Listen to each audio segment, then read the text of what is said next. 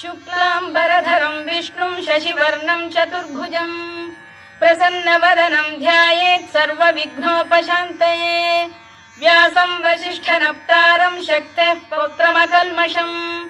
पराशरात्मजं वन्दे शुकतातं तपोनिधिं व्यासाय विष्णुरूपाय व्यासरूपाय विष्णवे नमो वै ब्रह्मनिधये वासिष्ठाय नमो नमः अविकाराय शुद्धाय नित्याय परमात्मने सदैकरूपरूपाय विष्णवे सर्वजिष्णवे यस्य स्मरणमात्रेण जन्म संसारबन्धनात् विमुच्यते नमस्तस्मै विष्णवे प्रभविष्णवे ॐ नमो विष्णवे प्रभविष्णवे श्रीवैशम्पायन उवाच।